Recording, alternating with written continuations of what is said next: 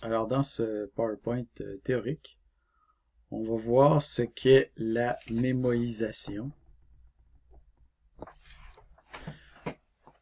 Plus spécifiquement, la mémorisation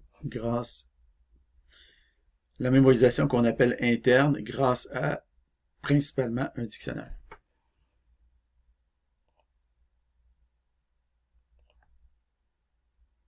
Alors, le plan, d'abord une introduction. Ensuite, on va voir la mémorisation interne avec dictionnaire. On va voir certaines optimisations qu'on peut apporter le cas échéant. Ce pas des optimisations qui vont changer drastiquement l'état des choses, mais ça peut aider quand même pour disons, faire en sorte que les choses se passent un peu plus rapidement. Et finalement, une conclusion.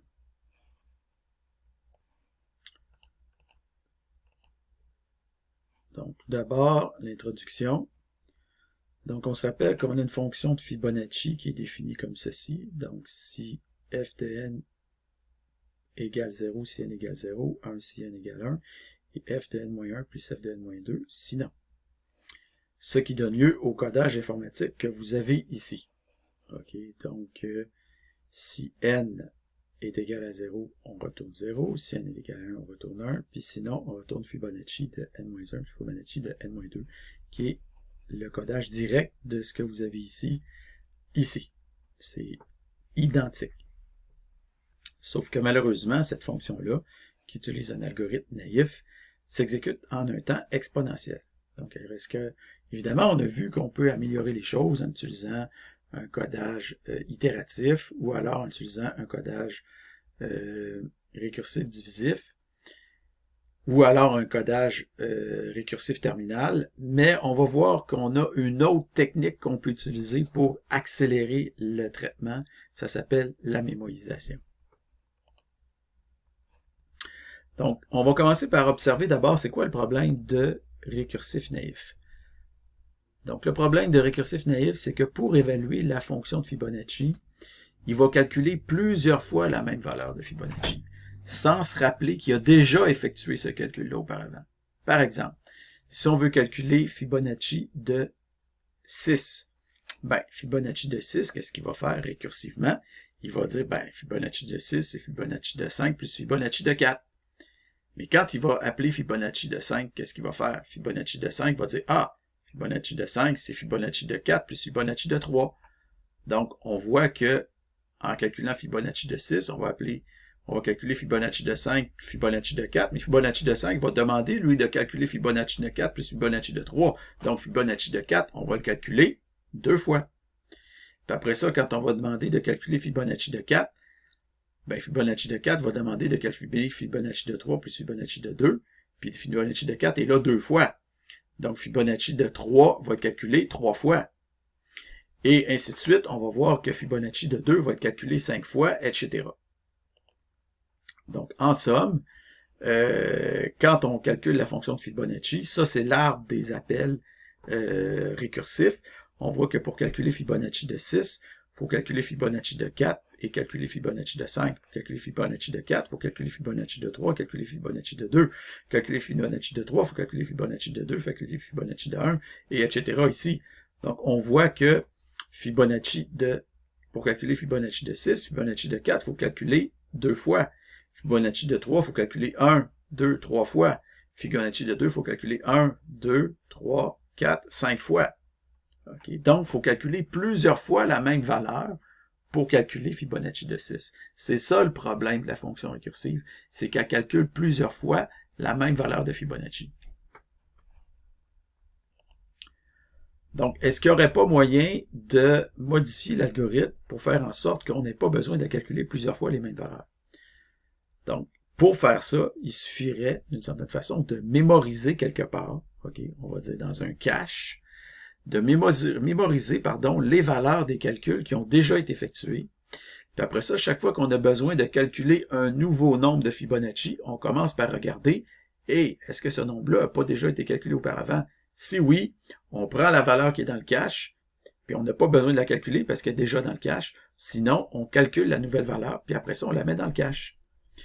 Donc, cette mise en mémoire-là de calcul précédemment effectué porte un nom spécifique en algorithmie. Ça s'appelle la mémorisation. Donc, c'est une technique qui est très puissante et qui est couramment employée pour optimiser les algorithmes récursifs. Donc, les effets de la mémorisation, c'est quoi? C'est que l'arbre des appels peut être considérablement écourté et le temps de calcul considérablement réduit. Donc, l'effet est particulièrement spectaculaire en ce qui concerne la fonction de Fibonacci appliquée à l'algorithme récursif naïf, puisqu'alors on passe d'un temps d'exécution exponentiel à un temps d'exécution linéaire. Okay? Donc là, ça ne prendra plus 388 milliards d'années, calculer Fibonacci de 125. Hein, ça va prendre une fraction de seconde.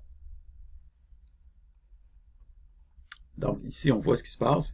On calcule Fibonacci de 5, on calculer Fibonacci de 6, il faut calculer Fibonacci de 5 et Fibonacci de 4. Mais là, on commence par calculer Fibonacci de 5 qui demande de calculer Fibonacci de 4, qui demande de calculer Fibonacci de 3, qui demande de calculer Fibonacci de 2, calcule Fibonacci de 1, calcule Fibonacci de 0, puis après ça, Fibonacci de 3, on a besoin de calculer Fibonacci de 1. Mais Fibonacci de 1, il est déjà calculé parce qu'on l'a calculé ici. Fibonacci de 4 va demander de calculer Fibonacci de 2, mais il est déjà calculé, donc pouf, on n'a pas besoin d'explorer cet arbre-là. Même chose, Fibonacci de 5 va demander de calculer Fibonacci de 3, qui a déjà été calculé ici.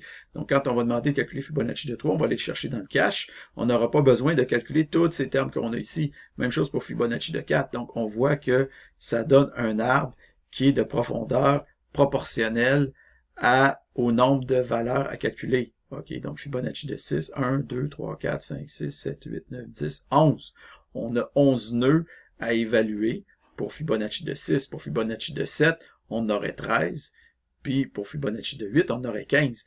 Donc, le nombre de nœuds qu'on doit évaluer est égal à 2 fois n moins 1. Donc, c'est O de n, le nombre de nœuds à évaluer. Donc, on va faire O de n appel au P, on va faire O de n appel récursif. Donc, on obtient une fonction linéaire. Donc, il y a plusieurs variantes de la technique de mémorisation selon le moment où on fait la mémorisation. Est-ce qu'on le fait, la mémorisation, à la demande, c'est-à-dire au besoin, ou alors on le fait d'avance. Donc, des fois, les gens vont se créer des tables précalculées de valeurs pour accélérer le traitement. Donc, ça, c'est couramment utilisé dans des logiciels de calcul où il y a des tables qui précalculent des valeurs. Comme ça, c'est plus rapide. Une autre variante, c'est la durée de la mémorisation. Est-ce qu'on fait une mémorisation temporaire ou on fait une mémorisation permanente ou durable? Donc ça, c'est la différence entre ce qu'on appelle une mémorisation interne versus externe. Et aussi, une autre variante de la mémorisation, c'est la structure de données qu'on utilise pour mémoriser les valeurs. Est-ce qu'on va utiliser un tableau, une liste ou un dictionnaire? Okay. Donc, dans ce document-là, on va explorer une forme particulière de mémorisation qui est, en fait, la plus utilisée. C'est la mémorisation interne avec un dictionnaire.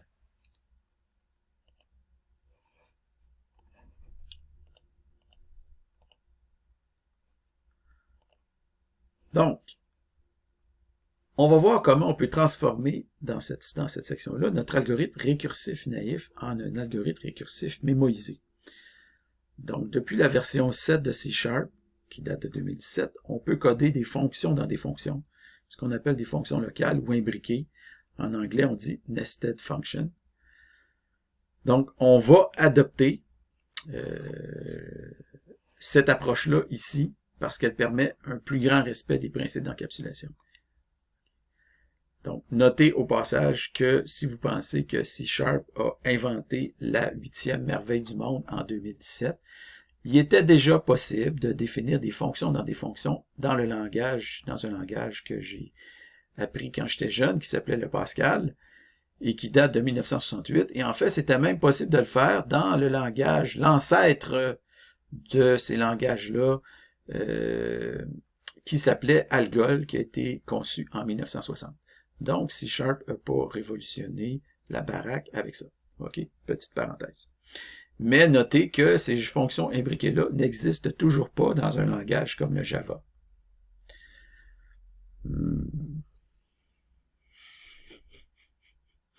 Donc, Si jamais vous n'avez pas accès aux fonctions imbriquées, il y a moyen de définir deux fonctions qui ne sont pas imbriquées l'une dans l'autre.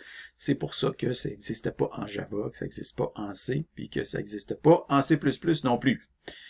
Mais n'empêche que moi, j'aime mieux appliquer l'encapsulation lorsque c'est possible de le faire. Donc, la première étape va consister à transformer notre fonction en une fonction imbriquée.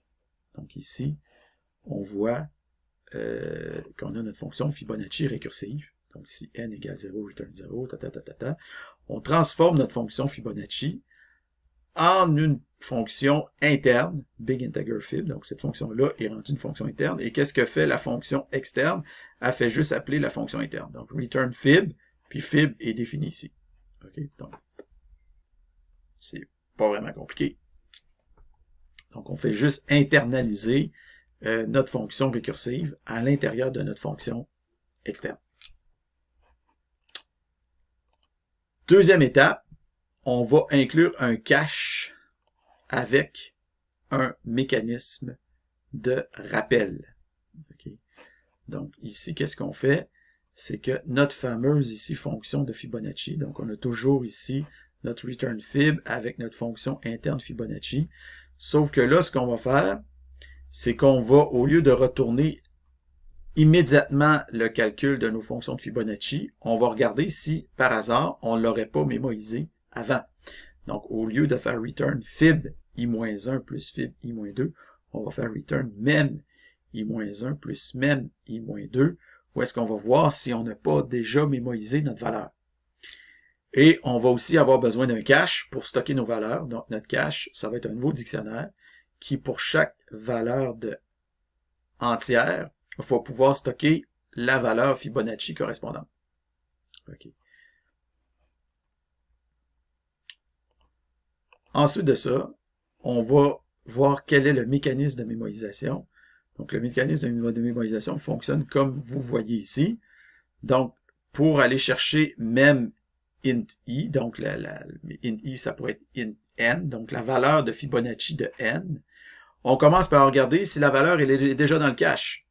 Donc, si cache.tryGetValue i out big integer value, donc si la valeur de Fibonacci est déjà dans le cache, on retourne cette valeur-là. Sinon, on calcule la valeur de Fibonacci ici, fib i, on la calcule, puis on la met dans le cache. Et ensuite, on retourne le cache. Okay, donc, on calcule la valeur de Fibonacci, on la met dans le cache, puis après ça, on retourne la valeur dans le cache. Donc, en principe, vous avez maintenant une fonction récursive qui utilise la mémorisation et qui la rend très efficace en termes de temps de calcul. Ce qu'on peut faire maintenant, dans la suite, c'est d'optimiser la fonction pour la simplifier. Donc, cette simplification-là ne va pas modifier la complexité algorithmique de la fonction, mais juste rendre les calculs plus rapides pour une complexité équivalente.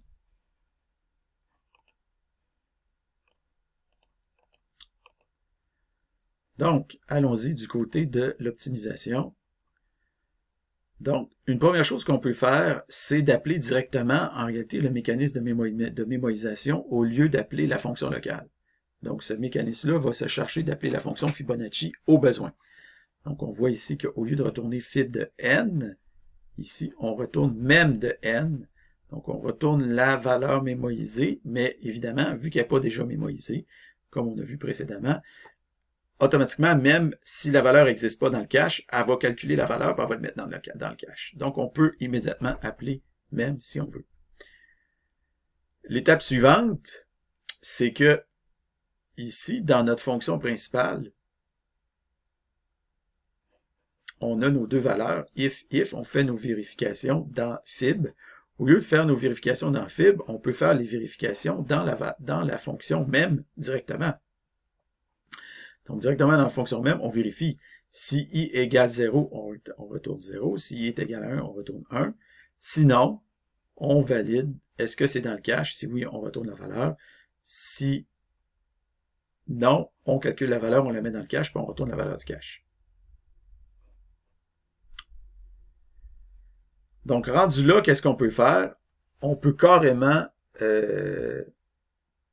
court-circuiter l'appel à la fonction de base et oublier cette dernière-là. Donc ici, au lieu de faire cache ici, c'est-à-dire on a cache i égale fib de i, puis fib de i est égal à même i-1 plus même i-2, on remplace fib de i directement par la valeur mémoisée, ici. Donc, ça va faire en sorte qu'on peut carrément se débarrasser de la fonction interne fib.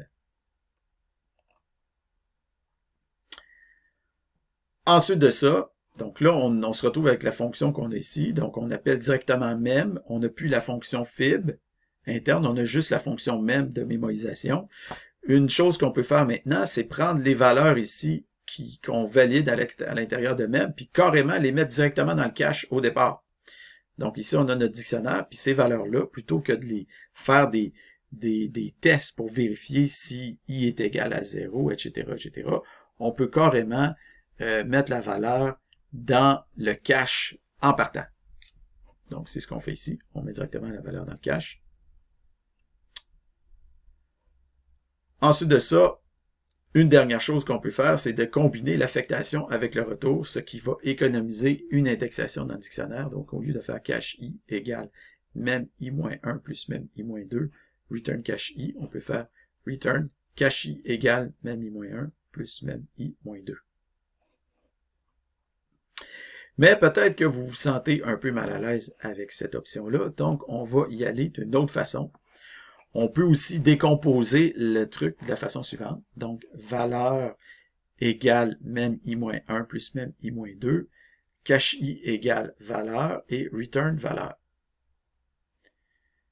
Ceci, à ce moment-là, va nous permettre une autre simplification. C'est que au lieu ici de faire un get value puis de faire un return value si on le trouve, on va plutôt faire l'inverse. On va faire, si on ne trouve pas la valeur, on va la calculer puis on va la mémoriser. Puis qu'on la trouve ou qu'on la trouve pas, la valeur, on va la retourner comme ceci. Donc on a encore plus simplifié ici notre affaire. Et finalement, on va renommer notre fonction mem en fonction fib, parce que même pour mémorisation, ça devient un peu mélangeant, donc on va carrément renommer pour fib, ce qui nous donne un algorithme un peu plus digeste en termes de noms utilisés. Donc, on va voir qu'est-ce que ça va donner ici quand on prend l'algorithme au complet en version finale. Donc, on a dans notre cache les valeurs de départ 0 et 1. On retourne la valeur fib de n telle que calculée ici par la fonction interne. On commence par vérifier si notre valeur est dans notre cache. Sinon, on calcule la valeur et on la mémorise. Okay. Et dans tous les cas, quoi qu'il en soit, on retourne la valeur ici de fib qui a été soit trouvée ou soit calculée. Okay. Donc ça, c'est relativement simple en réalité, comme on peut voir.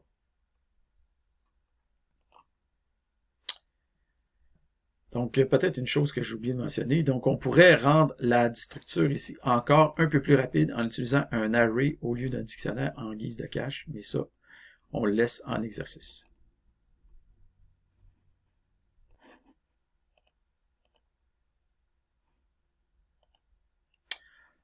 En conclusion, la mémorisation permet de réduire la complexité temporelle des algorithmes basés sur la récursivité multiple, comme par exemple Fibonacci. Si vous avez une récursivité simple, vous ne gagnez rien à utiliser la mémorisation. Donc, dans le cas de Fibonacci, par exemple, l'algorithme exponentiel devient linéaire, ce qui est un progrès magistral. Cette réduction de complexité temporelle-là se fait au détriment d'une complexité accrue du code. On a vu que le code est un petit peu plus compliqué. Et aussi d'une plus grande utilisation de la mémoire de l'ordinateur. Donc ça, c'est un cas typique qu'on appelle de troc, temps contre mémoire. Donc troc, je pense que j'aurais dû mettre TROC plutôt que TROQE, de temps contre mémoire. La manière la plus simple d'introduire la mémorisation en C#, c'est d'utiliser des fonctions imbriquées et après ça, d'utiliser aussi un cache de type dictionary. Donc, transformer un algorithme récursif en un algorithme mémorisé est une opération relativement simple, étapes 1 et 2 qu'on a vu. L'algorithme ainsi obtenu est cependant pas généralement optimal, puis pourrait nécessiter certaines optimisations pour le rendre plus professionnel, pourrait-on dire. Donc, ces optimisations-là vont pas réduire la complexité temporelle de l'algorithme, mais vont réduire sa durée peut-être de moitié ou peut-être plus selon le cas. Ou des fois peut-être moins aussi. Alors voilà.